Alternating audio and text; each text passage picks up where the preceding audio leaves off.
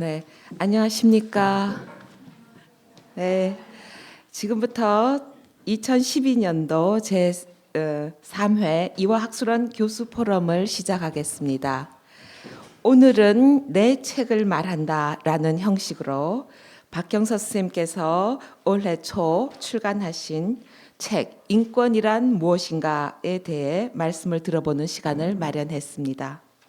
우선 선생님을 간단히 소개드리자면 선생님께서는 서울대 물리대 사회학과를 졸업하시고 독일 게팅겐 대학에서 사회학과 석사 박사학위를 취득하셨으며 인도 할리먼 명예 철학 박사 그리고 영국 에딘버러 대학에서 명예 신학 박사를 받으셨습니다. 그리고 그 이후에 서울대 사회과학대학 사회학과에서 교수로서 재임하시다가 1982년부터 1999년까지 18년간 스위스 제네바 소재 WCC 아시아 총무와 아시아 정책위 의장을 맡으셨습니다. 그리고 나서 귀국하셔서 2000년 1월부터 귀국하셔서 성공회대 석좌 교수와 동북아 평화연구소를 개설하셨고 특히 2001년부터 2007년까지 초대 대한민국 인권대사를 역임하셨습니다. 그리고 국가인권위원회 상임위원, 통일부 정책위원회 위원장 등등 인권을 위해서 평생을 일해 오신 분으로 알고 있습니다. 그리고 저서도 인권에 관한 다수의 영문 책자와 그리고 지구촌 시대의 평화와 인권이라는 책 2009년에 나왔고요. 그다음에 앞에 자료 참고하시면 알 수 있으실 텐데 2012년 인권이란 무엇인가를 최후에 지금 내셨는데 오늘 말씀해 주실 것입니다. 수상도 네팔, 버마, 인도, 파키스탄, 방글라데시, 스리랑카 등에서 각각 인권상 공로패들을 받으셨고 또 특강도 전 세계에서 특히 영국, 미국, 독일 등 다양한 대학에 가셔서 특강을 해 주시고 계십니다. 오늘은 아침에 가을비가 내렸습니다.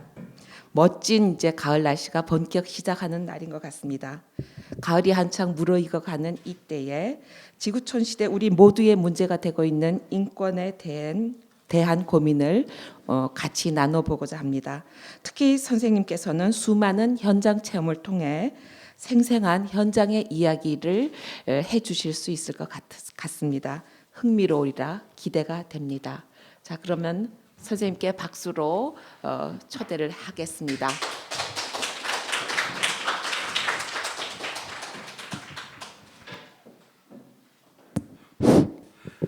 아유, 감사합니다. 뭐 소개가 그렇게 거창하게 해주셔서 우리 사무국장님 감사합니다. 우리 학술원 원장님은 의뢰에 오실 줄 알았는데 안녕. 김운창 선생님께서 오시는 건 상당히 내가 부담이 되는데요. 김운창 우리 한서혁 교수님 저기 조사방 음악대학교 교수님도 와 계시고 우리 오진한 국제대학교의 교수님도 와 계시고 그러네요. 우리 학생들은 제가 몇 분은 얼굴을 알겠는데요.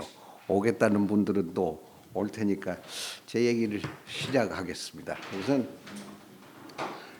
제가 그 이화여자대학교에 와서 2007년 2월 1일부터서 2012년 1월 31일까지 만 5년을 이화에서 우리 학생들하고 같이 뛰어놀고 이제 얘기하고 공부하고 그랬거든요. 그러고 이제 금년 2월 1일부로 5년 딱 하고선 떠났는데 오늘 이렇게 이제 그 사이에 물론 그 하버드 대학교에 학생들 왔을 때는 그 해주기로 했으니까 그거 했고 교육원에서 하는 거 그것도 하고 뭐 통일 뭐 정책 과정도 해주고 그러지만은 학술원에 여기 와서 하니까 내 고향에 온 기분이 딱 들어요. 그러고 이렇게 내가 이제 돌아다니면서 이화여자대학교 나는 이제 홍보대사다. 엊그저께도 고려대학 가서 국제대학원에서 뭘 하는데 내가 그랬어요. 나는 이화여자대학교에 내 고향 같아서 지금도 이화여자대학을 고려대학보다 더 사랑한다 그랬더니 학생들이 에이 그러더라고. 그건 사실입니다. 내가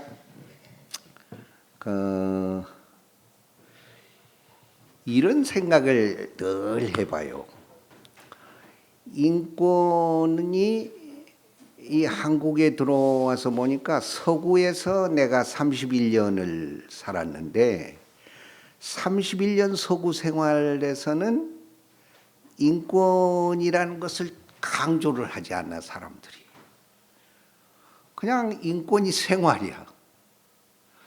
그런데 우리나라에서 귀국한 지 11년 지금 넘어가는데 계속해서 인권하면은 좀 거북스럽게 생각을 하고 이게 우리 몸에 들어와 있질 않고 허공에서 벌렁벌렁 뛰어서 어떤 사람들은 인권을 하면은 그냥 좌파다 이래버린 사람이 있는가 하면은 또 인권을 하면은 저건 경제 성장에 저해되는 얘기를 하고 있다 이렇게 얘기를 하고요. 또 인권 얘기하면은 이제 유엔에서도 아직 이 문제가 해결이 안 됐는데 이건 서구의 개념이다. 이건 아시아에는 맞지 않다. 이런 이제 사람들도 있고.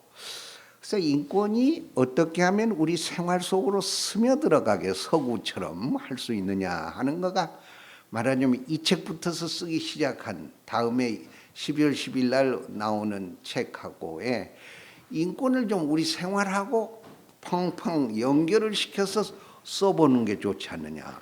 그리고 제가 떠날 때 이제 학교에서 학생들이 와가지고 선생님 그 마이클 샌더리 쓴 그 정의란 무엇인가 이것에 대해서 한 간단하게 이 책이 뭘 얘기하려고 그러는가 얘기를 해주세요. 그러는데 가만히 있거라 내가 지금 읽고 있으니까 좀 보자 해가지고 끝까지 돌파를 했는데 무슨 얘기인지 내가 또 모르겠더라고.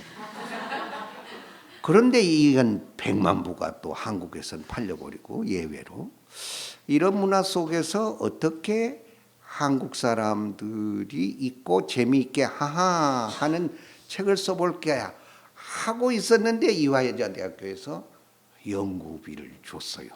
그래가지고 연구비를 줄 테니까 하나 쓰라. 그래서 얼른 써가지고 5년 하기 전에 써자 해가지고 이거 쓴 거가 요 책이에요.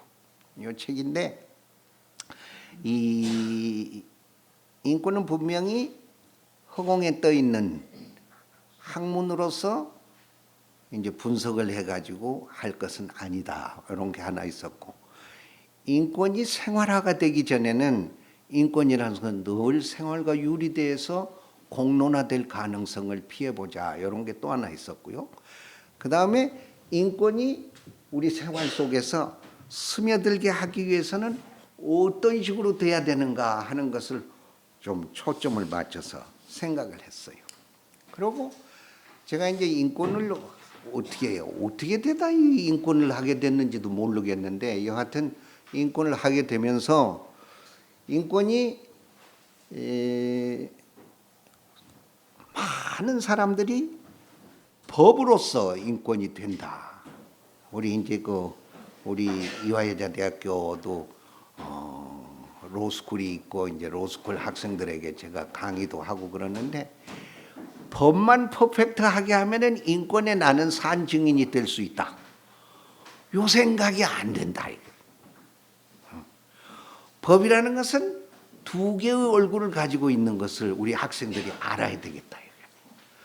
첫째, 법이라는 것은 인권을 가장 잘 지킬 수 있는 가능성을 가지고 있는 최후의 보루인 것은 틀림없으나 동시에 법이라는 것은 법의 이름으로 인권을 가장 철저하게 유린할 수 있는 가능성을 가지고 있는 거다.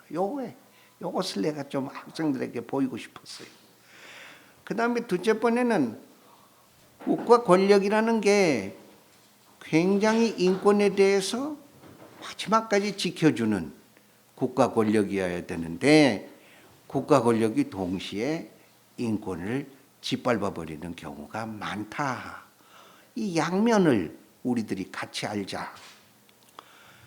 판결 속에서 그게 민사건 형사건 법으로서 판결을 한 다음에는 판결에 승소한 사람들은 너무 기뻐함과 동시에 판결에서 승소를 하지 못하고 패소를 한 사람들의 눈물을 누가 닦아주는 거냐.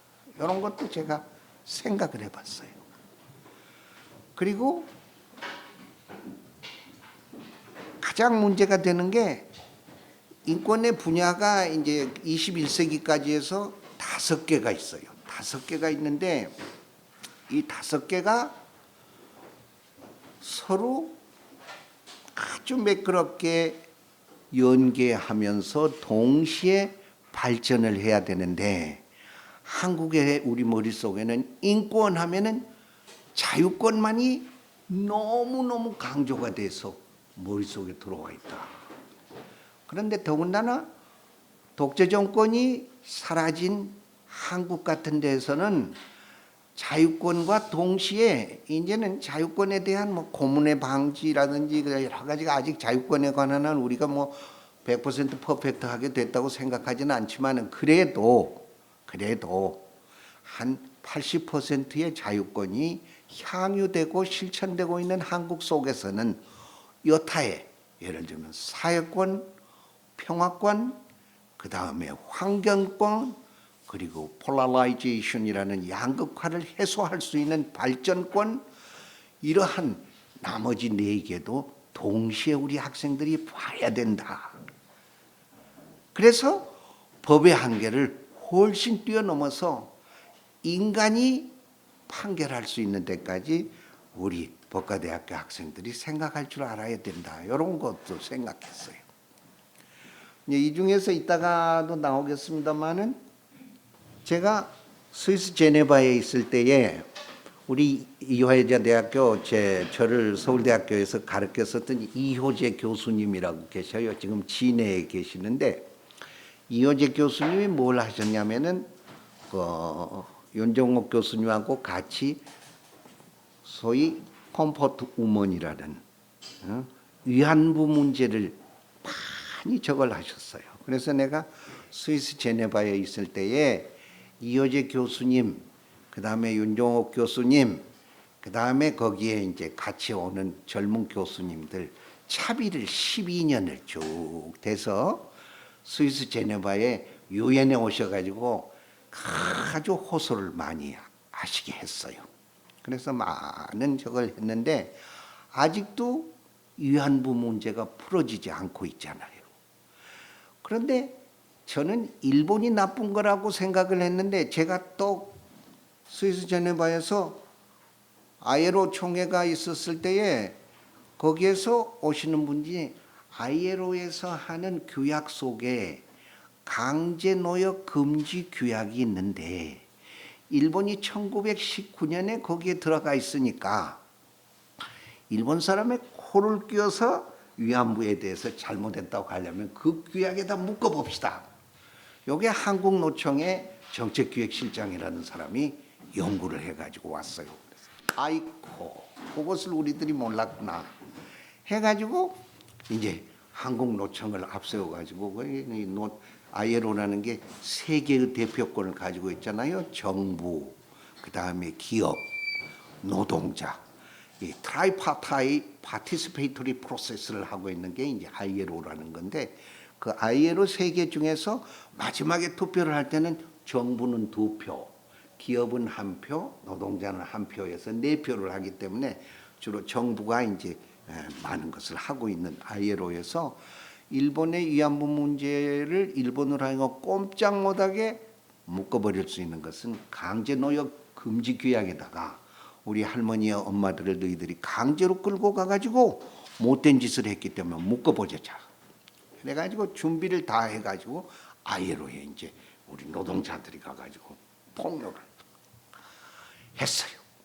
그래서 이제 희희낙낙해서 되겠구나 일본 사람들이 했는데 아이코 그 다음날 조사를 해봤더니 우리나라가 강제노역 교육에 들어가질 않았어요.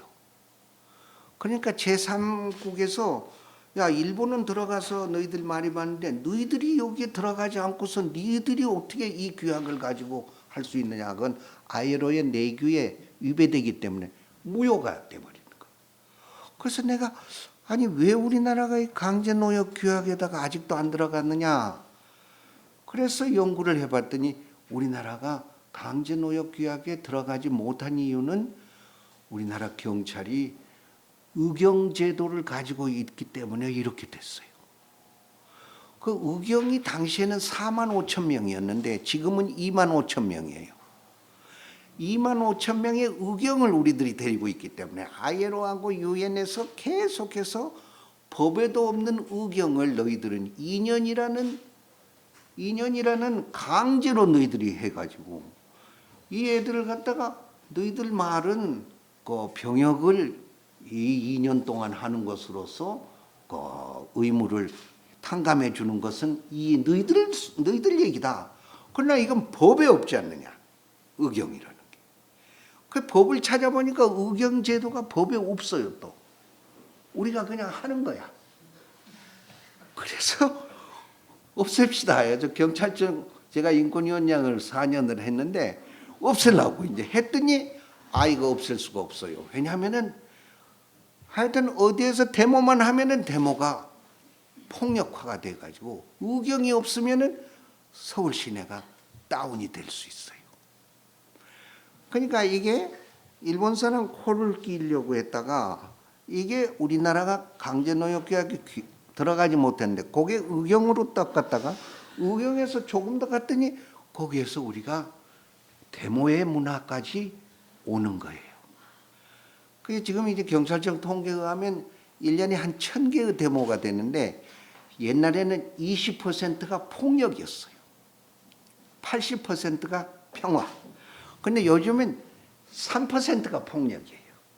그게 이제 하면서 예산도 좀 많아지면 요즘 대통령 세 사람들이 전부 수사권 독립도 시키고 그다음에 데모의 문화도 자기들이 잘 해서 이제 경찰의 수도 늘리고 어쩌고 그런다 그러니까 이렇게 되면서 의경의 문제가 데모가 평화롭게 되면은 의경이 필요 없게 되고 의경이 필요가 없으면 강제노역 계약에 우리가 들어가게 되고 그렇게 되면 일본 사람들 코를 또 낄 수가 있고 그래서 인권이라는 것은 실타래를 푸는 작업이다. 이것도 제가 60이 넘어서 알게 됐어요. 이것도 60이 넘어서 알게 됐어요. 그러니까 그런 것들을 이 책에다가 이제 담는 거예요. 막 담으니까 이건 뭐 여러분들이 잘 아시는 거니까 그 다음에 이제 그 아까도 이제 이화학술원의 5년의 결산의 의미로서 이 책을 썼다. 그 다음에 인권을 이해하는데 평소 쉽게 풀어달라는 요청이 있다. 아까 마이클 샌델의 정의란 무엇인가 너무 난해하다고 그래서 썼고 이화학술원에서 연구비를 지급해서 저뿐만 아니라 우리 조교들이 그 학자금을 받을 수 있어서 너무 좋아가지고 또 써야 될 수밖에 없었고요. 연구실의 분위기가 책을 쓸 수밖에 없어요. 참 우리 한영우 원장님하고 나하고 둘이 얘기하면서 여기서 참 책을 많이 쓰십시오. 여기 이화여자대학교 이 숲을 속에 연구처럼 좋은 데가 없어서 이화여자대학교에서 내가 책을 6권을 썼어요. 이것까지. 그러니까 참 이대는 그런 점에서 선생님들이 멋있게 할 수 있다. 이런 게 있었고요. 이 책이 1,500부를 찍었는데 매진이 돼버렸어요. 그러니까 옛날에 책들은 매진되는데 2년이 걸려요. 지구촌 시대의 평화와 인권이라고 720페이지를 썼는데 그게 작년에야 매진이 됐어요. 1,000권밖에 안 했는데 이것은 2개월 만에 1,500부가 나가버렸어요. 그래서 이 판이 지금 나오는데 이래서 이 책을 찍고서는 기분이 너무 좋다. 요거예요. 또 넘어가 보세요. 저는 이제 이제 4세가 됐어요. 74세가 됐는데 저는 지금도 내 사고 속에서 제가 크리스찬 아카데미 부원장을 했어요. 돌아가신 강원용 목사님이 원장할 때 부원장을 했는데 그때 제가 미래의 지도자 과정이라는 이제 노동자, 그 다음에 농민, 학생, 여성, 젊은 목사 이 5개 분야의 미래 지도자 과정을 했을 때에 그 사고에 뭐가 있었냐면 Between and Beyond라는 그런 단어를 쓰면서 그 운동을 했어요. 그래가지고 1978년부터 되게 당해가지고 79년에 별짓을 다 당하고 그만 못하고 말아갔는데 그 생각을 지금도 저는 가지고 있어요. 이게 틀리지 않다 하는 생각. 한국에 와 보니까 11년간 조사를 해봤더니 제일 눈에 띄는 게 우리 학생들뿐만 아니고 모든 사람들 한 나라에게서 우리의 질문을 100가지를 던져요. 한 나라에 우리나라가. 그리고 그 나라가 100가지의 해답을 다 주는 걸로 착각하고 있어요. 그게 미국이에요. 세계 어느 나라도 제 3국에 대해서 100가지의 질문을 받아서 100가지의 해답을 줄 수 있는 건 처음부터 안 되게 돼 있어요. 그건 안 되게 돼 있어요. 그런데 우리는 그걸 하고 있어. 그게 정치를 하는 분야뿐만 아니라 학문까지도 잘못하면 그렇게 가버린다. 이 큰일 났다. 이 큰일 났다. 그러니까 미국이란 나라를 아주 좋은 점이 있어요.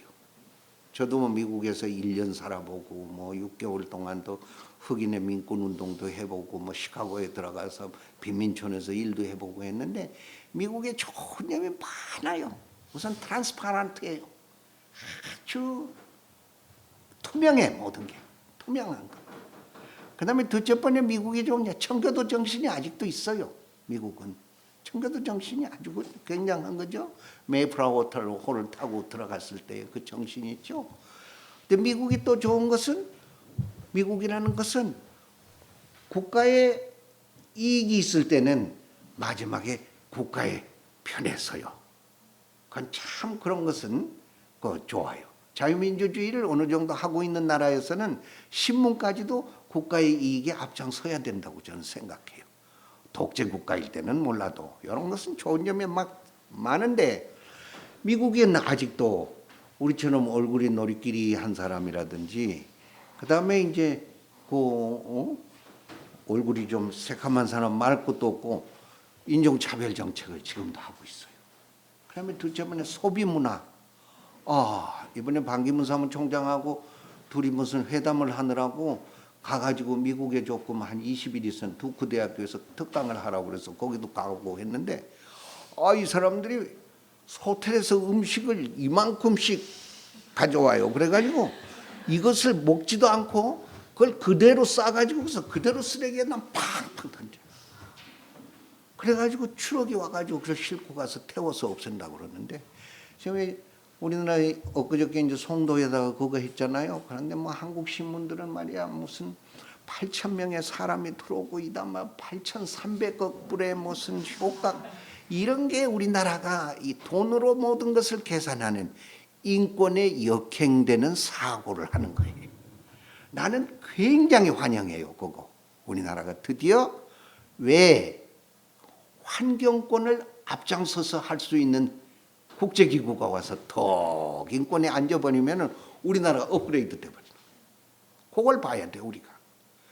그리고 고개 딱 세우면은 우리나라는 하나의 커다란 국제기구가 또 헤드쿼터가 거기 송도에 앉아 있으면은 평화정착의 지름길로 가버리게 돼 있어.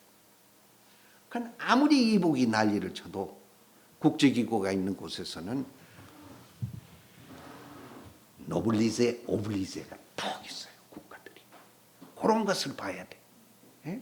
그러니까 제네바의 국제기구가 168개의 굉장히 좋은 국제기구가 있으니까 제네바 사람들은 스위스의 보수에서 가장 앞장서는 개혁 세력으로 제네바 시민들이 끌고 가는 거하고 똑같이 성도가 앞으로 그렇게 끌고 갈 거다. 그리고 앞으로 거기에 이제 내년 3월부터 와가지고 헤드쿼터가 이제 세틀 다운이 되면은 우리 젊은 사람들이 자꾸 내가 노력해가지고 무슨 뉴욕에 보내고 제네바에 보내고 케냐에 보내고 할 필요가 없어. 이건 자동봉으로 우리들이 최소한도 1000명이면은 300명은 우리 하게 돼 있어. 그건 우리들이 하겠으면 돈 때문에라도 저희들이 외국에서 못 데려와요. 그런 점에서 나는 굉장히 환영을 하는데, 여하튼 한국에 와 보니까 합리적인 보수, 저도 그렇고 우리 한영우 교수님도 그렇고 김우창 교수님도 그렇고 모든 사람이 60이 넘으면 합리적인 보수가 돼요. 저도 우리 4.19 때 우리 사학과 회장을 하면서 경무대 앞에 가서 나는 죽어버린다고 생각했어요. 그래가지고 근데 옆에 사람이 죽고 나는 살아가지고 지금도 사는데, 그런 사람들이 60이 되면서는 보수화돼요. 보수화된다는 것은 여러 가지를 한꺼번에 관찰하기 때문에 보수가 되는 거예요. 그런데 한편으로서는 이성적인 진보 세력이 있어요. 여러분들이에요. 이성적인 좋은 거예요. 한 가지만 보고 그걸 드라이브하여 나가는 거예요. 그게 있어야 돼요.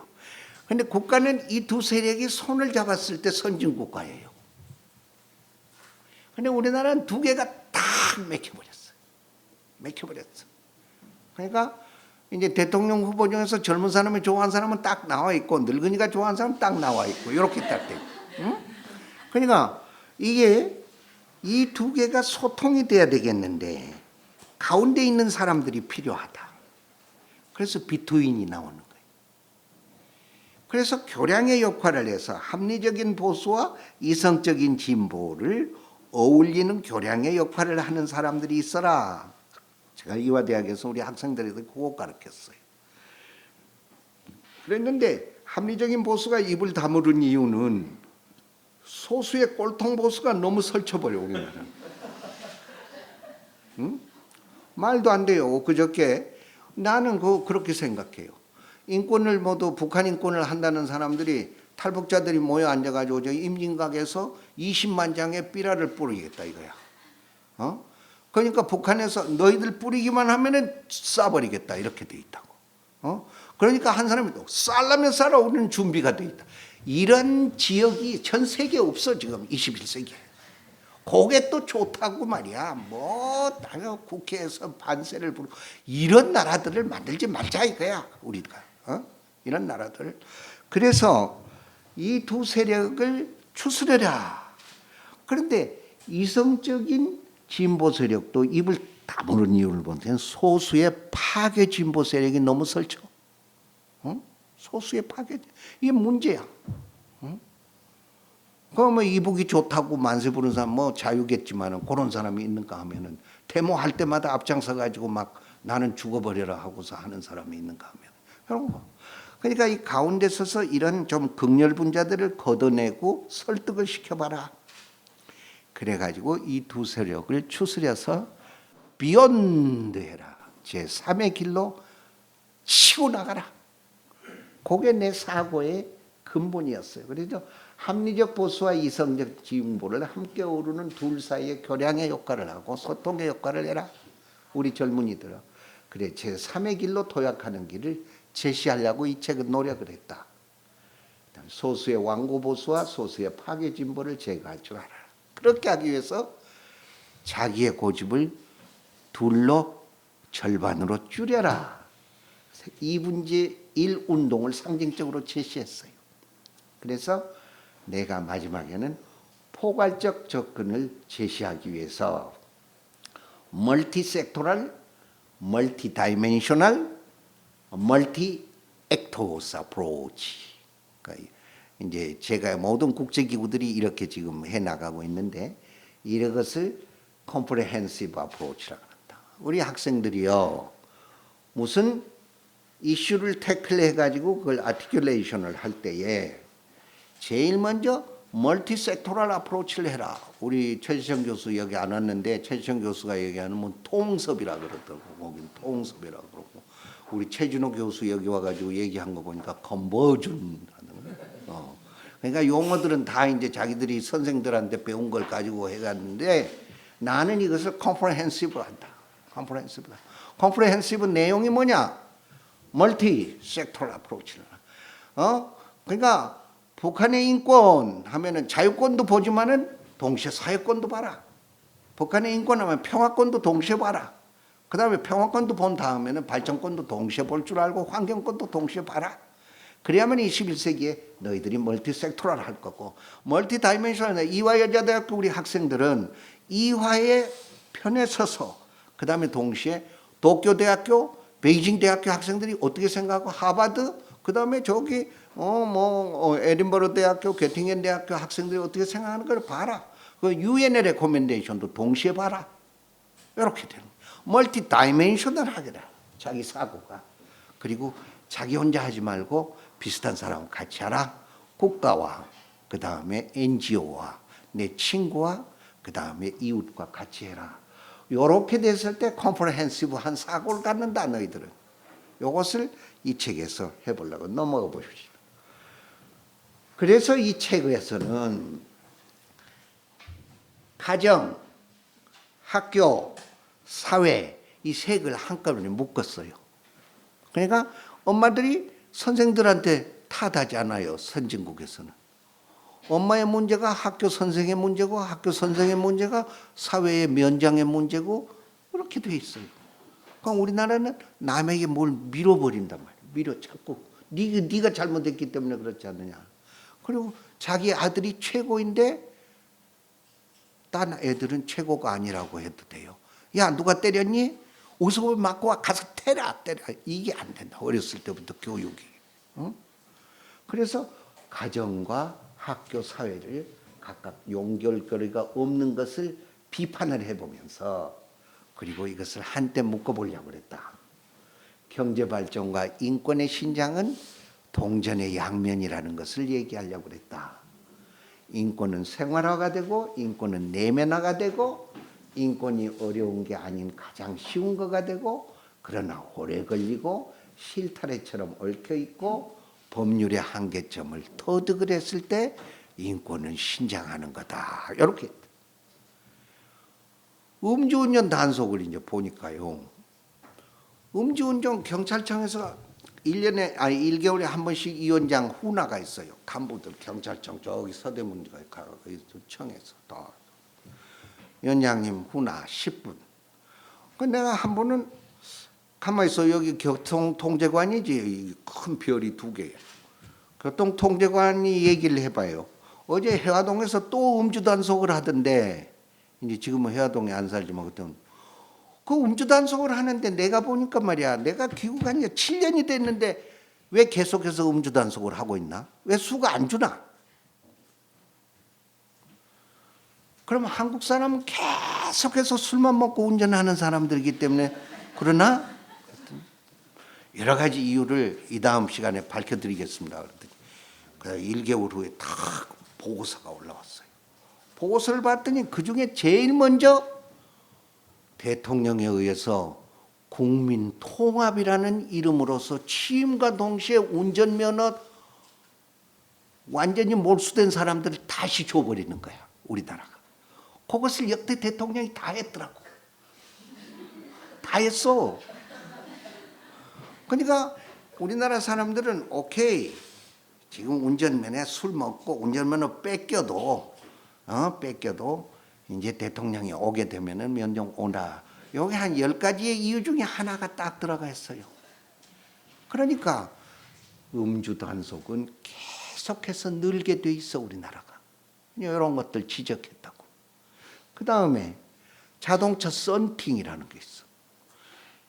OECD에 지금 현재 34개국 있죠? 우리 학생들 OECD 34개국의 회원 있는데 거기에 선진국의 클럽이야 말하자면. 선진국 도약의 클럽이거든. OECD가 경제적인 그것만 하는 게 아니고 이번에 11월 31일 날 17명을 OECD가 뽑더라고. 그러니까 우리 이화여자대학교 학생 파리에서 저거 하려면 불어를 잘하면 OECD에 신청을 해요. 외교부에 그거 나가 있어. 거기 가서 신청해가지고 우리 이화대학 학생 정도는 금방 들어갈 수 있어. 자동차 선택 문제는 OECD 34개국을 조사를 해봤더니 우리나라만이 선택하고 있어. 필리핀이라는 데는 법이 아직도 미치질 않으니까 모든 사람들이 하려면 하고 안 하려면 돈 없으면 안 돼. 우리나라는 자동차가 나올 때 벌써 선팅하는데 법에 보면은 선팅이란 0.7% 약하게 하게 돼 있어. 법에. 외국에서는 하나도 안 해. 18년을 산 스위스, 6년 반을 산 독일, 1년을 산 미국, 그 다음에 홀랜드에서 6개월을 사는데 거기 전부 가봐. 환해 자동차가. 그래가지고 서로 신호등에 맺었으면 여러분들 아주 파리, 할로. 그럼 가는 거야.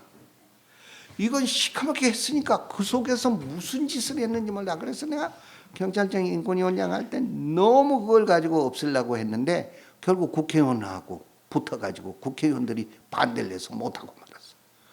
이유는 국회의원님들이 너무 피곤하시니까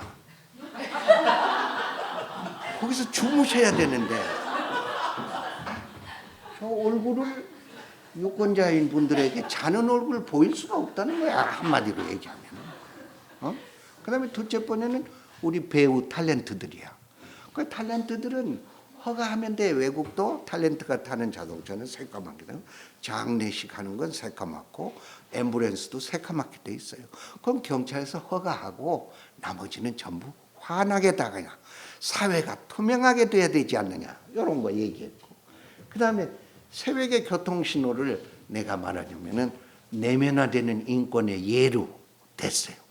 여러분들 5시경 서울 시내를 KTX 첫 차 타느라고 어디든지 가보세요. 붉은 불이 다 켜져 있는데 택시하고 버스 중에 지금은 조금 나아졌어요. 하도 내가 소리 지르고 돌아다니니까 지금 나아졌는데 옛날에는 10대면 10대가 다 가버려. 그래 나도 창경원에서 한번 부산에 부산대학교 특강 가느라고 택시를 탔는데 빨간불이 창경원 앞에 딱 깼단 말이야. 이게 달리는 거야. 아저씨 왜 달려? 없잖아요. 뒤에 보세요. 버스도 오잖아요. 보니까 다 와. 다. 여러분들 어디 파리 가봐요. 그러니까 이태리 로마 가봐. 말 잘 안 듣는 국민들이야. 파리나 이태리라는 건. 독일하고 스위스하고 틀려 애들이. 그런 사람들도 딱 새벽 4시에 붉은 불이 켜지면 딱 3분 동안 차 한 대도 없어.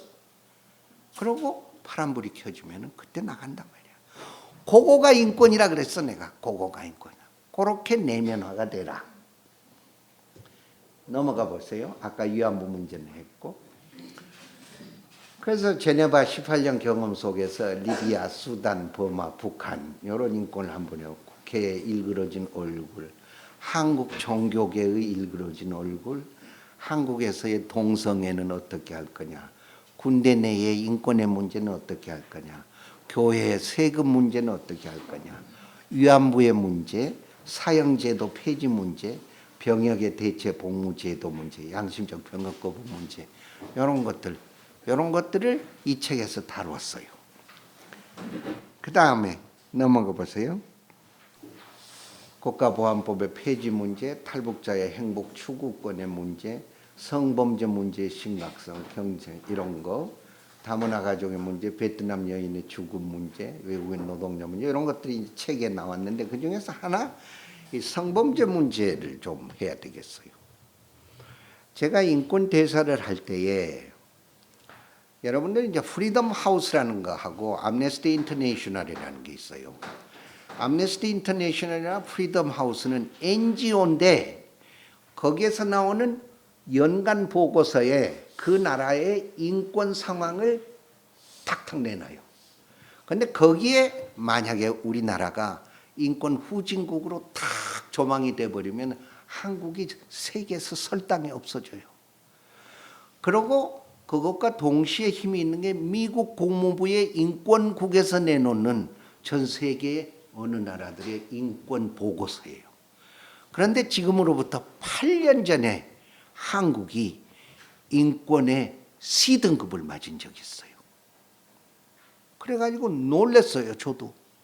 아니, 이거 우리나라가 인권을 C를 어떻게 할 수가 있느냐. 그래서 우리 외교부고 법무부가 큰일이 났어요. 그러니까 이제 그런 일이 있으면 인권 대사가 가야 돼요. 응? 좀 복잡한 것은 대사가 가야 돼요.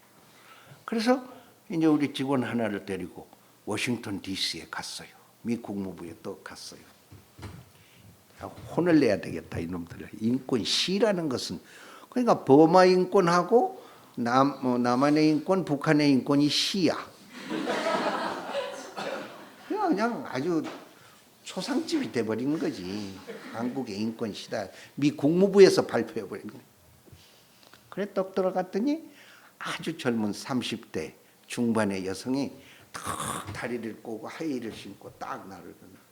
그러니까 우리 직원이 있다가 대사가 오셨다고 그랬더니 yes 그러더니 안다 이거야. 당신 왜 왔는지 연락을 다 했으니까. 그 이럴 수가 있느냐. 그래도 우리나라가 이야, 정말 인권에 대해서는 그래도 아직 부족한 점이 총점 줘서 나는 80점 주고 있는데 이 C가 뭐냐? B도 아니고 C냐 그랬더니 Sir 그랬더니 여자가 당신 워싱턴 DC에서 보니까 뉴욕에서 여기까지 오셨는데 뉴욕에 한번 가셔서 뉴욕의 거리를 쫙 딸 때 마사지 파라를 좀 돌아다니시라고. 마사지 파라에 가셔보셔. 직접 대사집이시니까. 그래가지고 가서 보시면은 한국 사람이 80%라요. 그래서 내가 한 대를 맞았어요. 그 다음 둘째, 통계를 딱 내놔요. 통계를 내놓으면서 이거 봅시다.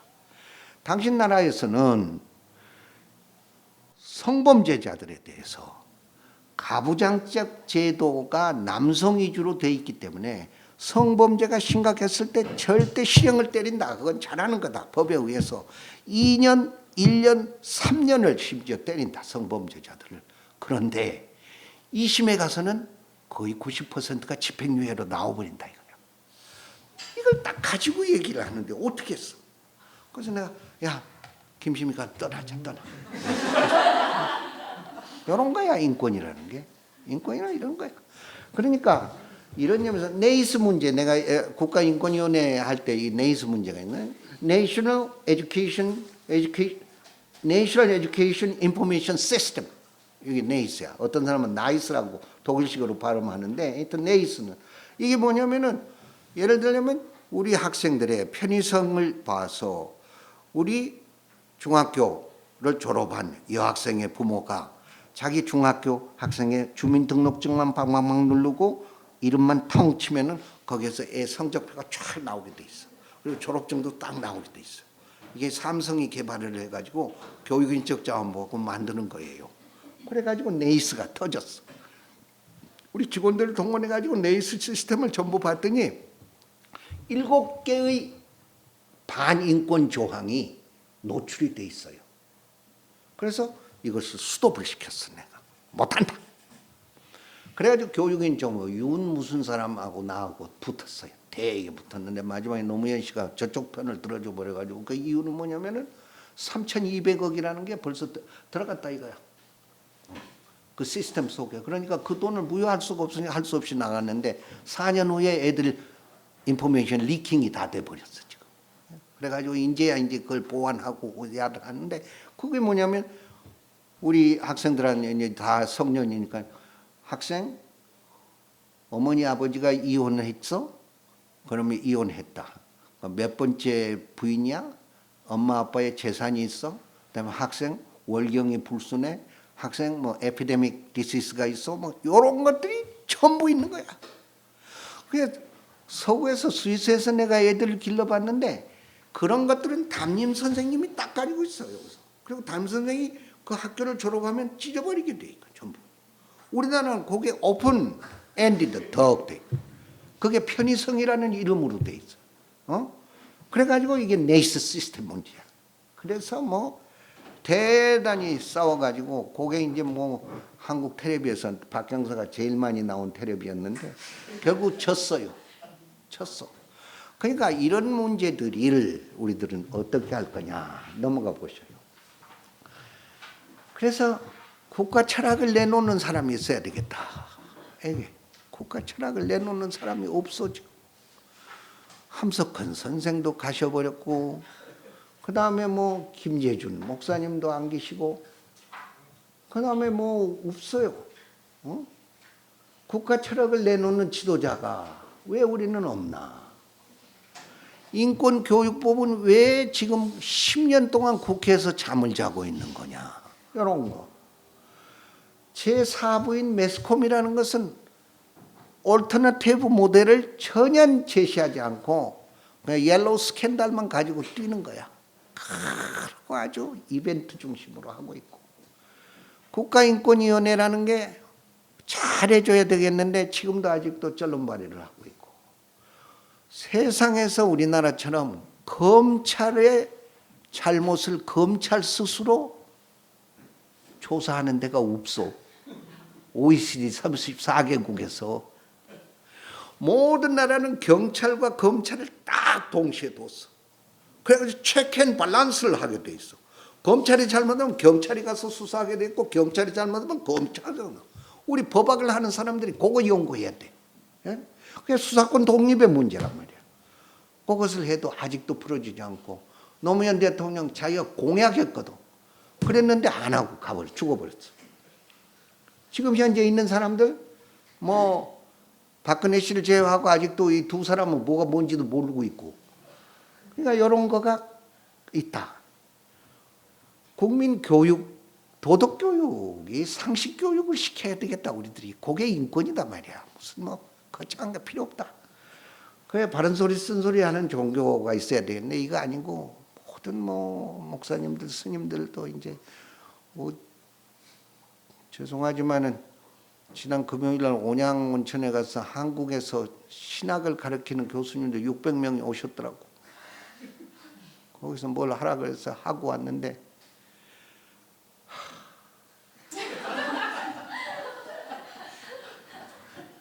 넘어가 보세요. 제가 나머지 10분 동안에 넘어갔어요. 제가 살아가는데 인권을 생각하면서 나에게 힘을 준 사람들이 있어요.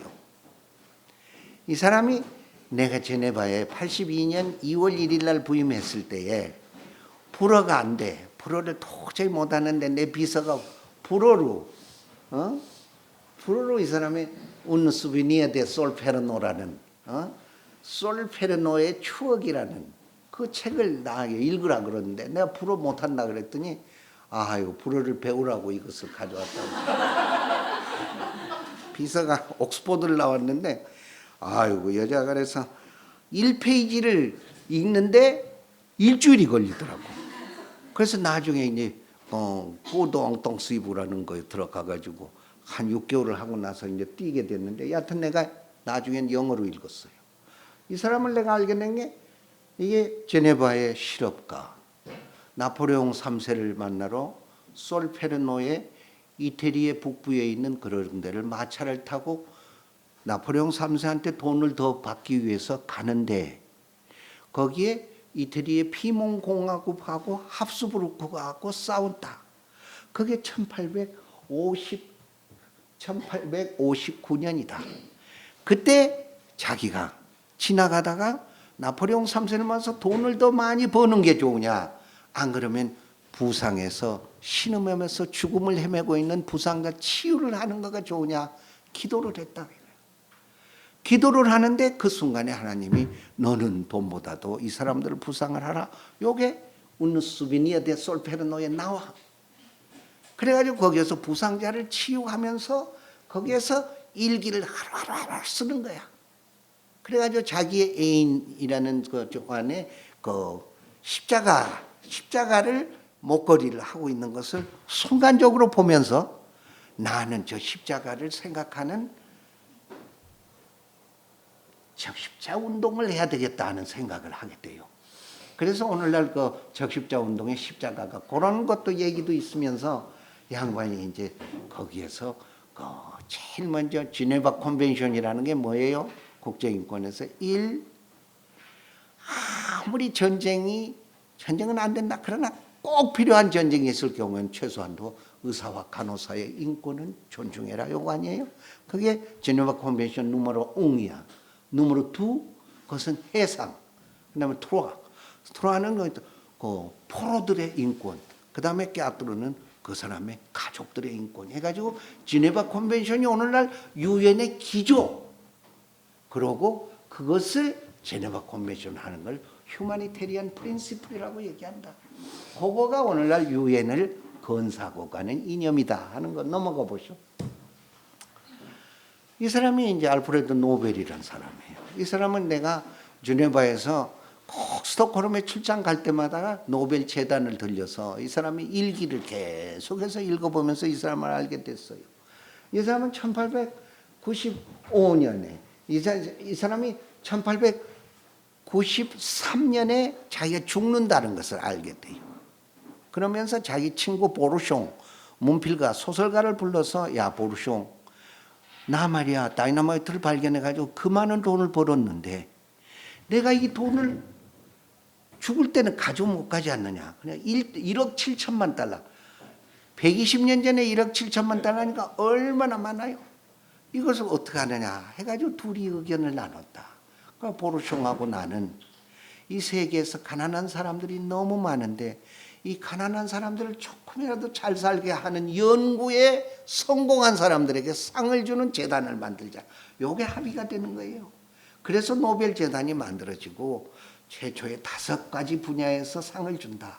그러면서 마지막에 뭐가 나오냐면 나하고 보르숑은 우리가 650년 동안 식민지로 다스렸었던 노르웨이 사람들의 한을 읽어서 노르웨이 사람들이 평화를 더 좋아하기 때문에 우리보다 그 사람들이 훨씬 평화에 대해서 많이 아니까 평화는 오슬로 사람들이 심사해서 주도록 하자 해서 오늘날까지 평화상이 거기에서 나오는 거다.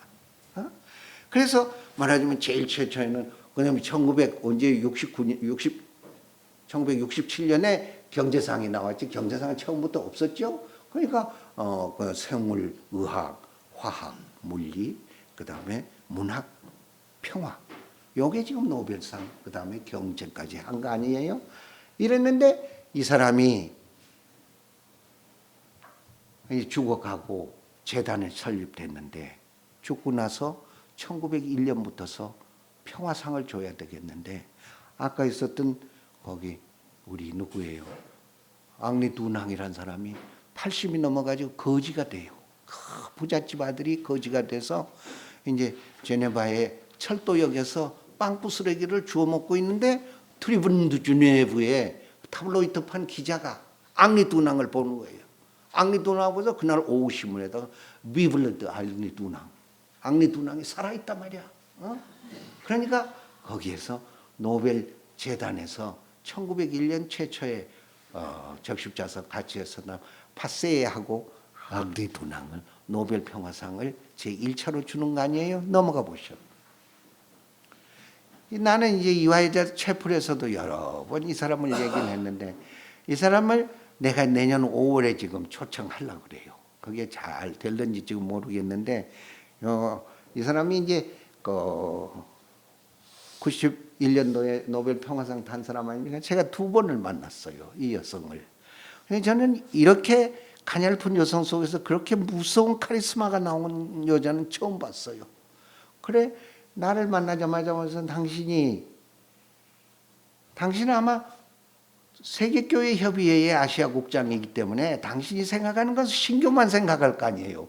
근데 저는 날 때부터서 아버지가 불교 신자였고 아웅산 장군이 그리고 엄마는 기독교 신자이기 때문에 나는 절반과 절반이 불교와 기독교로 피가 섞여 있기 때문에 나는 에큐메니컬 운동, 초교파 운동을 모든 종교가 같이 하는 걸로 생각하고 있는데 당신은 기독교만 하는 거죠? 그러더라고. 한 대 먹어버렸어. 이런 여성이 있구나. 그리고 그 다음에 내가 떠나온 다음에 지금도 이제 가끔 편지가 오는데 떠나온 다음에 자기 남편이 전립선 암으로 이제 런던 병원에 입원했죠. 옥스퍼드 대학교 마이클 알리스라고 나하고 참 친했어요. 근데 전립선 암이 젊은 사람이 걸려가지고 죽어갈 때 밀리터리 준타 그러니까 독재 정권이 이제 버마에 너 가서 버마에 너희 남편 만나라 말이야. 지금 15년 동안 못 만났지 않느냐? 가서 만나서 간호하고 마지막 세상 떠나는데 임종을 봐라. 이 사람 얘기가 아니다. 나는 내 남편 천당 가서 만난단 말이야. 나는 버마의 비폭력 평화운동가, 인권운동, 민주주의를 위해서 결심을 했기 때문에 나는 이 자리에 그대로 남겠다 하는 여성 아니에요?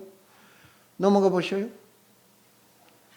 이화여자대 3번 왔죠? 내가 있을 때 저기 아웅산 수지도 왔더라면 좋을 텐데 어떻게 시간을 내 가지고 이화여자도 빼봐야 되겠는데 뭐 정부에서 이 사람이 너무 이제 바빠져 가지고 난리인데 하여튼 이 3사람이 엊그저께 편지가 왔어요. 마지막 자는 그라민 방크를 그까지 사수해서 자기가 원하는 사람을 꼭 그라민 방크 총재로 해야 되기 위해서 100만인 서명 운동을 받고 있다 그래요. 그 사인해서 보냈어요. 유누스죠? 모슬렘 교도인데 가난을 인권의 차원에서 보고 있다. 나는 경서 이화대학 돌아다니 여러분들 강의도 들었죠? 나는 돌아다니면서 한 번도 변호사를 보증을 씌운다든지 토지 문서를 저당 잡혀가지고 우리 은행에서 돈을 빌려준 적이 없다. 나는 지금까지 가난한 사람들의 인격을 저당 잡아서 그라민 방크를 하고 있어서 지금 850만 명을 그라민 방크의 마이크로 크레딧 무브먼트의 회원으로 지금 하고 있다. 요거 아니에요? 넘어가 보시오. 이 3번 왔어요. 이제 5번 오기로 했는데 내가 나가버리니까 다 너희들 그만 오라 그래 버렸어. 3번 왔어요. 질뚝질뚝하고 다니죠. 제가 스위스 제네바에서 82년 5월이었던 것 같아. 누가 문을 두드려서 봤더니 서양애가 하나 있어. 그래서 no, this is Asia department. Why don't you go to Europe? No, I am Asian. 하고 밀고 들어와. Who are you? 호세 라모스 오르타라 이거야. 나는 30대 후반이었어. 내가 40대 전반이었어. 나보다 10살 차이인데 저는 당신에게서 추천서 하나만 필요해서 왔다 이거야. 추천서 무슨 추천서?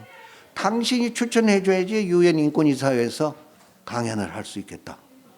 그래서 그 이유를 알아봤더니 우리나라는 450년 동안 포르투갈의 식민지로 있었는데 1975년도에 포르투갈 식민지가 끝나고 우리들이 이제 독립을 한다고 춤을 추고 있는 날 저녁에 인도네시아의 레드 베럿 밀리터리 그러니까 특전사들이 쳐들어와 가지고 지금 10년째 제2의 식민지를 받고 있다 그래요.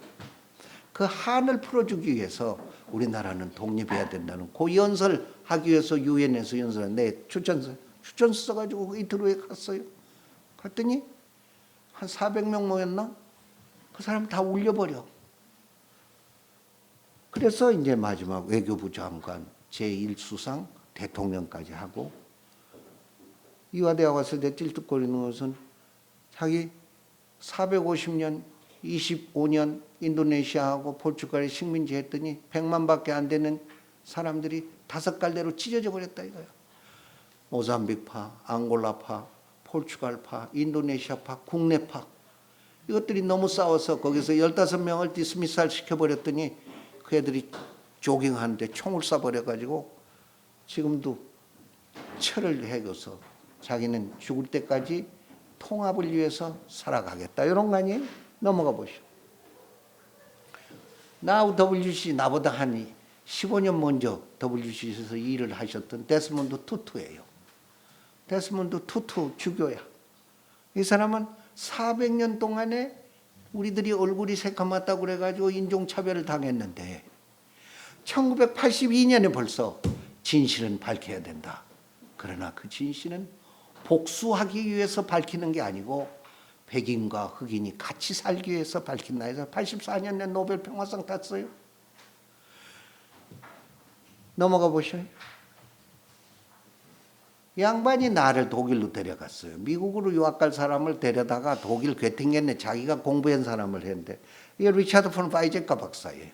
나의 양아버지예요. 지금 이제 90이 훨씬 넘어가지고 내년에 이제 사경을 헤매고 계시는데 제가 한번 독일에 내년 5월에 낭뜨에 갔을 때 가보려고 그래요. 그때까지 살아 계시면은 이 사람이 통일을 시킨 다음에 첫 강연을 베를린 대학교 자유대학교에 가서 강의를 하시는데 학생들이 잔뜩 모였는데 학생들 앞에서 얘기가 너희들은 아마 2차 세계대전 때 히틀러가 저지른 죄하고 아무런 관계가 없다고 생각할 거다. 왜냐하면 여러 학생들이 히틀러가 죄를 지었을 때는 이 세상에 나온 적이 없기 때문에 그럴 거다. 그 당연하다. 그러나 너희들은 독일 사람이고 독일에서 공부한 학생들이기 때문에 앞으로 2차 세계대전 때 600만을 죽인 히틀러의 범죄에서 영원히 너희들은 자유스러울 수 없다. 죽을 때까지 잘못을 통감하고 죽어라. 이런 연설을 했어요. 넘어가 보셔요. 맨추죠? 맨추를 내가 이제 노벨 평화상에 추천을 해가지고 많은 사람들이 노벨 평화상은 그 웨이팅 리스트 노벨상 자체가 3,000명씩 있어요. 3,000명씩. 그러니까 누구든지 추천하니까 그런 것도 있겠지만은 그러니까 이 맨추 여사를 우리들이 무섭게 아주 마시브하게 로비를 해가지고 이 사람이 1994년에 노벨 평화상을 탔는데 타고서는 바로 우리 사무실에 왔어요. 그래서 이제 나하고만 최근에는 이화여자대학교 왔을 때인데 이 사람도 I Rigoberta Menchú Tum이라는 자서전을 내가 읽고 알게 됐어요. 이 사람이 자기가 20살 때 아버지하고 자기 동생들을 과테말라 정부군이 데리고 가가지고 그 다음에 스페인 대사관의 정원 앞에서 화형을 시킬 때 나는 20살로서 글을 모르고 멕시코로 도망을 갔다. 이렇게 시작이 돼요. 그리고 거기에서 자기가 글을 몰라서 떠였다니다 엘리바스 로고스라는 파리의 여성한테 자기가 딕테이션을 해가지고 자기의 자서전을 쓴 것을 내가 제네바에서 읽은 거예요. 그래서 이 사람이야말로 원주민 인권을 위해서 우리들이 노벨 평화상에 추천을 하자 해가지고 아주 뭐 WCC 우리 직원들이 앞장서 가지고 마치 우리 직원 중에 2명이 또 최종 파이널 셀렉션 커미티에 또 부위원장도 있고 그랬어요. 그러니까 또 되고 그래서 됐어요. 이화여자대학에서 그랬죠. 나는 얼굴이 보통 사람하고 틀립니다. 그러나 나는 똑같이 인격을 가지고 있는 사람입니다. 그런데 이 인격이 인권으로 승화되지를 못하고 있습니다. 우리들은. 원주민의 인권과 여성의 인권을 위해서 나는 끝까지 다 위해서 넘어가 보시죠. 이게 시린 에바디 여기 왔죠? 시린 에바디 와서 이제 여러분에게 우리 이란의 마지막 보루 여성의 인권, 평화권 이런 것들을 나는 하겠다. 또 넘어가 보세요. 제 자랑이 아니라 여기에서 또 넘어가 보세요. 이게 에딘베라 대학교에서 내가 마지막 거기에 로리어트 레스폰스라 그래가지고 10분 동안 연설하라 그래서 그 명예 신학 박사를 받으면서 이게 BBC의 직통으로 전부 해가지고 그때 당시에 이라크 전쟁이 한참일 때에 신선한 충격을 줘서 유럽에서는 상당히 좋은 반응을 일었어요. 내가 한 것은 이래요. 내 나라는 당시에 63년 동안 분단이 됐었다. 이 분단이 국토의 분단이었는데 우리는 사람까지 둘로 쪼개버렸다. 첫째 번 사람은 평화는 전쟁으로서 쟁취할 수 있다는 사람들과 평화는 어느 경우도 전쟁으로서 오지 않는다는 사람도 둘로 나눠져 있는데 나는 후자다. 그래서 오늘의 이 상을 타고 가서 나는 죽을 때까지 후자를 위해서 어느 경우에도 폭력은 평화를 가져오지 않는다 하는데 내 일생을 바치겠다 하는 얘기거든요. 그래서 제가 얘기를 맞추면서 이 책은 내가 하나의 경험으로 이제 쓴 거고 이것과 함께 12월 10일 날 세계를 돌아다니면서 제3세계 인권일 내가 본 것을 이제 쓰면은 아마 이런 식으로 해서 책을 끊치려고 합니다. 제 얘기는 여기에서 마치겠습니다. 고맙습니다.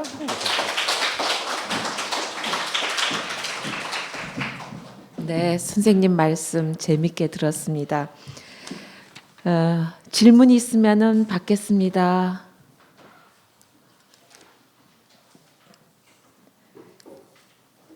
네, 인권이라는 것 거창한 선언문에 있는 게 아니라 바로 우리가 일상적으로 만날 수 있는 구체적 현실에서 어떻게 인권을 찾아보고 또 서로 맞물려 있는, 그래서 결국은 실타래처럼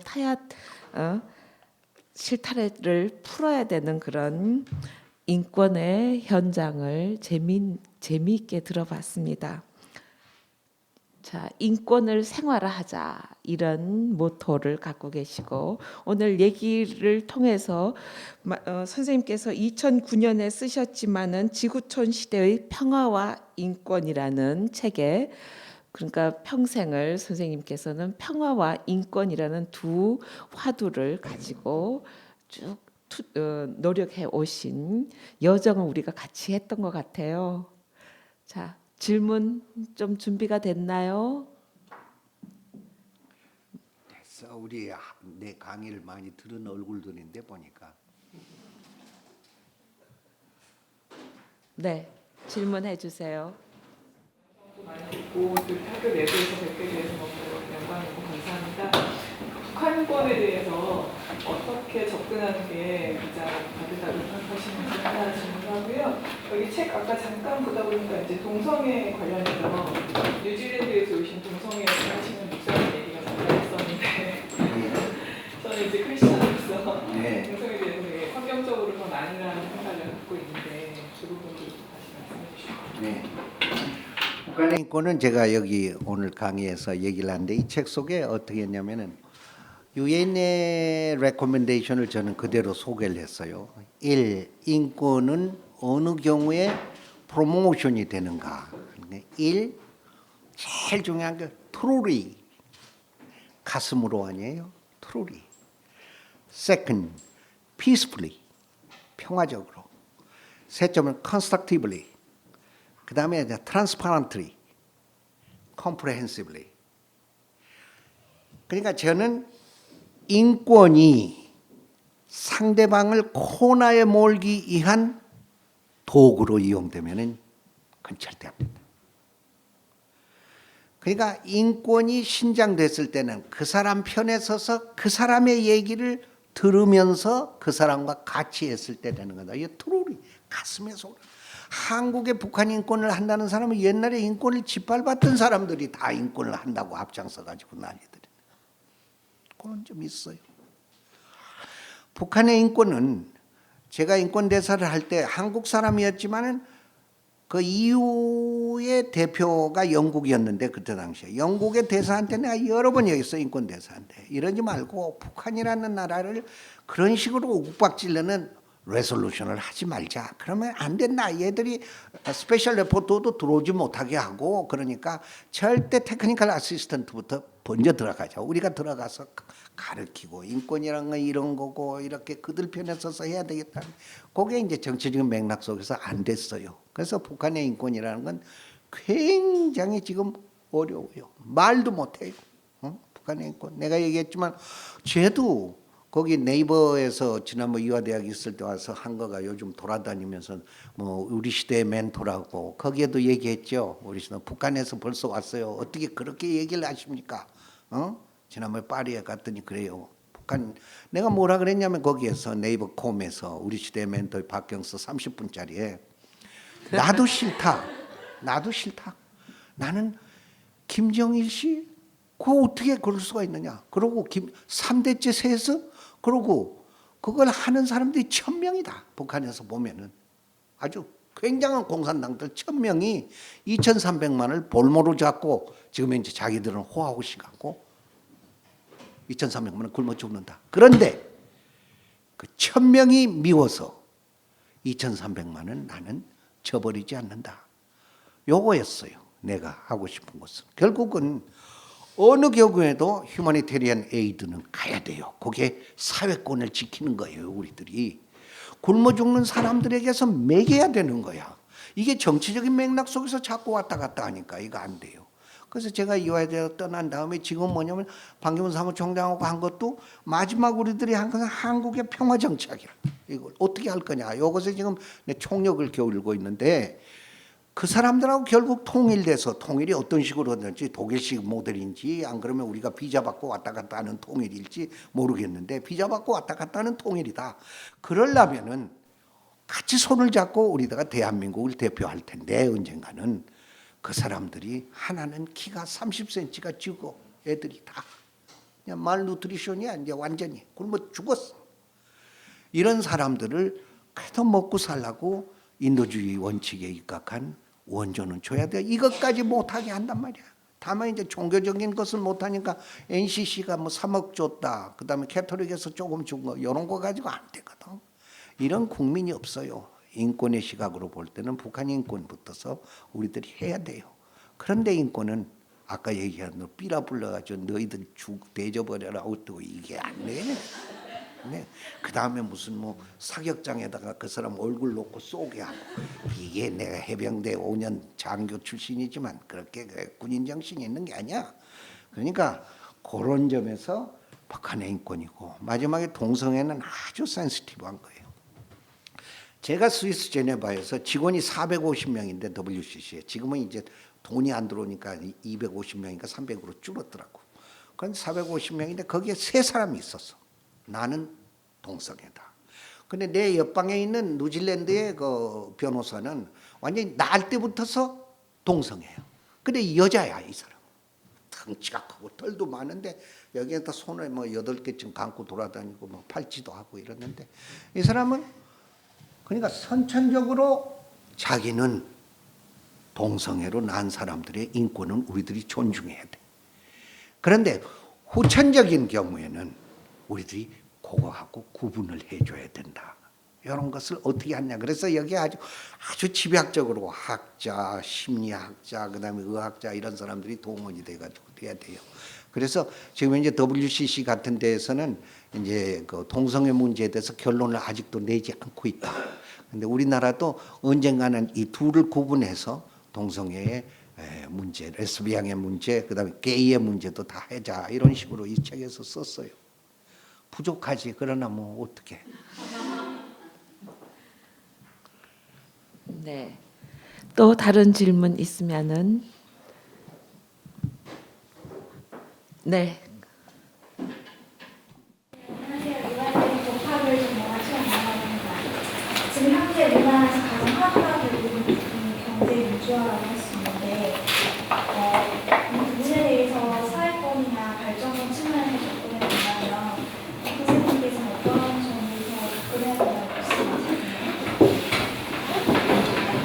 모든 이슈는 그 사회과학적인 이슈일 때는 49대 51이에요. 그러니까 FTA를 우리나라가 해야 되느냐, FTA를 반대해야 되느냐 하는 것은 49대 51이야. 나는 이 49대 51 속에서 51을 택한 거야. FTA는 할 수 없다. 우리가 살아가려면 해야 된다 이거야. 그런데 51%에 속한 사람들이 49를 나쁘다고 얘기해서는 안 돼. 요거가 다 옳아. 49% FTA 반대하는 사람들도 옳은 거야. 그런데 우리들이 살아갈 때는 항상 상황에 따라서 콘텍스트에 따라서 어떻게 하는 거가 좋으냐의 결론이 나오는 거예요. 그다음에 경제민주주의 문제도 독일식, 서구식, 스칸디나비아식이 조금씩 다른데 크게 보면은 기업을 하는 사람이 이윤을 절대적으로 추구하도록 하는 거예요. 독일은 다 추구하도록 해. 그런데 문제는 조세 정책에서 일정 수준을 넘어갈 때는 국가가 싹 걷어들이는 거예요. 스위스에서 우리 애들이 지금도 사고 있는데 큰 애는 사업을 하는데 스위스는 지금 현재 이게 66%를 국가가 걷어가 버리는 거예요. 이게 66%. 그래서 그 66% 모든 기업들의 이게 66%를 스위스 정부는 걷어서 그것을 말하자면은 조금 낙후된 사람들, 못 사는 사람들 재분배를 하는 거예요. 그 모델을 저는 생각하는 거예요. 그게 사회민주주의 모델이에요. 사회민주주의를 모르는 사람들이 또 사회민주주의 했더니 저건 또 좌파라고 그러대. 그건 좌파가 아니고 민주주의와 공산주의를 뛰어넘어서 제3의 길로 가는 거야. 그러니까 의회 민주주의를 바탕으로 해가지고 아까 이런 조세 정책에 의해서 모든 사람이 골고루 살 수 있도록 만들어주는 거지. 그게 스칸디나비아 모델이에요. 네, 또 다른 질문이 있나요? 네, 마지막 하나만 받아보도록 하죠, 선생님. 저는 초등교육 정보학에 있는 학부생입니다. 이제 인권에 대한 이야기를 듣다가 저는 문득 학생 인권과 교권에 대해서 생각을 해보게 됐는데요. 요즘에 이제 서울시에서 뭐 인권조례, 학생 인권조례 관련된 얘기들도 많아서 되게 논란도 많았었고, 또 그로 인해서 요즘에 아이들이 이렇게 교실에서 선생님이 체벌할 것 같은 분위기가 되면 이렇게 인터넷에 올려 동영상을 찍어서 인터넷에 올려서 협박을 하기도 하는 이런 교권 추락 이런 이야기들도 많이 나오는데요. 그래서 혹시 경험 이런 건 어떻게 보면 의식적이나 문화적으로 많이 바뀌어야 되는 부분이 있다는 생각은 드는데 선생님께서 외국에 나가셨을 때 법적인 차원에서 이렇게 교권이나 또 학생의 인권을 어떻게 균형 있게 잘 보호하는 그런 모습들을 보셨는지 궁금해요.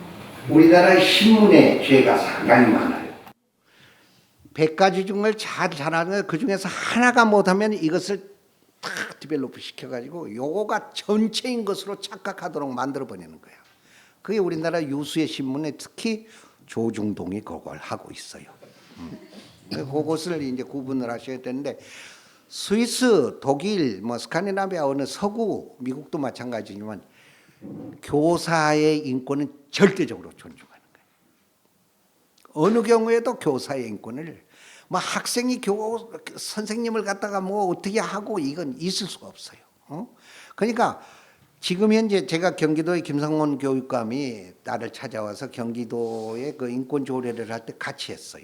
이것도 참고하고 이것도 참고하고 하는데 거기에 하나의 가장 중요한 것은 학생 인권 조례는 절대적으로 우리나라가 필요해요. 그런데 그것을 처음부터 적용해 버리면 부작용이 많이 생기게 돼 있어요. 현재선. 그러니까 항상 거르는 작업을 해야 되는 그게 학부모, 학생, 선생님 이 세 개의 말하자면 연합체가 코디네이션 커미티를 해가지고 사안을 하나하나 만들어 가던 걸로 경기도 인권조례가 돼 있어요. 그러니까 모든 것을 한꺼번에 법으로서 쾅 시작하면 부작용이 무섭게 많다. 영국 사람들의 의회가 봐서 국민이 못 따라오면은 다음 회기까지 연기한다. 이런 것들이 있잖아요. 그렇게 과정을 좀 추스려서 천천히 해. 네, 또 더 궁금한 얘기도 많지만은 오늘은 여기까지 하고 뭐 질문하고 선생님 말씀하신 것도 있지만은 우리가 인권이라는 거가 앞으로 숙제를 풀어야 될 커다란 장인 것 같습니다. 그러면은 오늘 말씀 고맙고요. 또 여러분들은 책을 마저 읽으시고 또 올해 연말에 나올 또 책을 기다려 보겠습니다. 선생님. 오늘 학술원 내 책을 말한다는 이것으로 마치겠습니다. 감사합니다.